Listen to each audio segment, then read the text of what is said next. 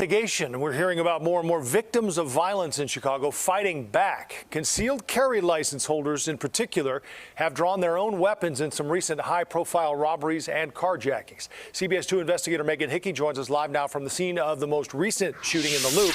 Megan, you're learning a growing number of Illinois residents are getting these licensed concealed carry permits to defend themselves.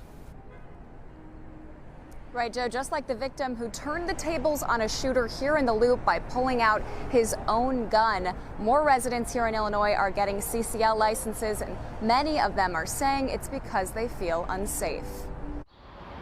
On December 10th, a would-be victim who was shot at outside this hotel near Dearborn and Randolph scared off his attacker by taking out a gun and firing back. Police say he had a firearm owner's identification card and a concealed carry license. Civilians have to be very aware. And that encounter, the sixth incident in less than 5 weeks. Pow! That's all I heard. Where the person being targeted just so happened to have a concealed carry license, and in many cases used it to try to defend themselves. I heard them pop, pop, pop, pop.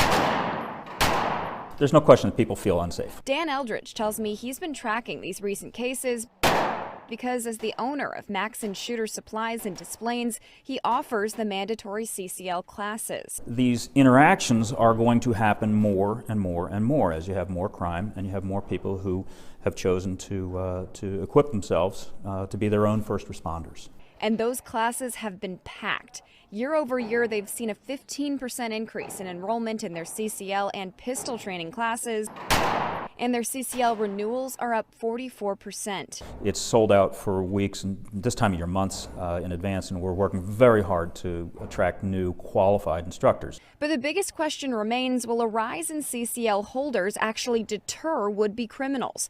Eldridge points to studies that have shown one of the biggest fears for armed offenders is encountering armed victims. So they're not dumb, and as more and more people are carrying, well, maybe they'll think twice before doing this. There are currently about 450,000 CCL holders in Illinois. As for that incident here in the Loop, fortunately no one was injured in that back and forth. We checked in with CPD today. They did not have an update on suspects. Live in the Loop, Megan Hickey.